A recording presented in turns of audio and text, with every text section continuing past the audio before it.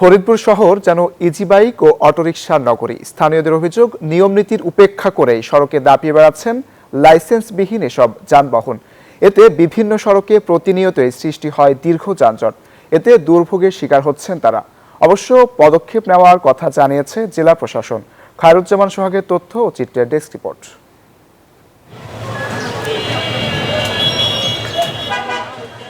ফরিদপুর শহরের জনতা ব্যাংক মোড়, আলীপুর, গোয়ালচামট, নতুন বাসস্ট্যান্ড সহ গুরুত্বপূর্ণ সড়কগুলো এখন ইজি বাইক ও অটোরিকশার দখলে।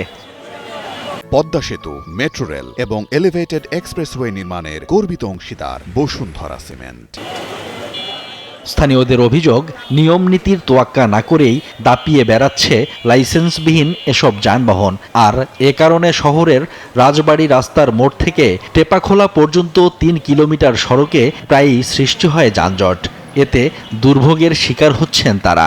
অটোরিকশা দিন দিন যে হারে বাড়তেছে, যার ফলে শহরের যানজট বেড়ে যাচ্ছে। এটার কোনো নিয়ন্ত্রণ নাই এবং এরা এত বেপরোয়াভাবে চালায় যে কোনো সময় যে কোনো জায়গায় দুর্ঘটনা ঘটতে পারে।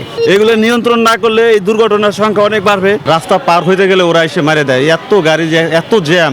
সড়কে অবৈধ যানবাহনের চাপ থাকলেও নিয়ন্ত্রণে কার্যকরী কোনো পদক্ষেপ না থাকায় ক্ষুব্ধ শহরবাসী। আমরা সময় মতো অফিসে কর্মক্ষেত্রে আমরা যাইতে পারি না, আমরা প্রচুর দুর্ভোগের ভিতরে আছি। প্রশাসনের পক্ষ থেকে কোনো নজরদারি নাই এবং পৌর প্রশাসনের পক্ষ থেকে নজরদারি নাই। তবে লাইসেন্সবিহীন যানবাহন নিয়ন্ত্রণের চেষ্টা চলছে বলে জানিয়েছে জেলা প্রশাসন। আইনশৃঙ্খলা মিটিং এর সিদ্ধান্ত আছে যে আমরা গিয়ে কিভাবে আবার এই যানজট নিরসনে বা গিয়ে অবৈধভাবে যেগুলো চলাচল করছে সেগুলোকে আইডেন্টিফাই করে আইনানুগ ব্যবস্থা নেওয়া যায়, সেই বিষয়ে কার্যক্রম চলমান রয়েছে। শহরের যানজট সমস্যা দ্রুত সমাধান করা না হলে আগামীতে আরও ভোগান্তি বাড়বে বলে মনে করেন পৌরবাসী। Desk report, news 24।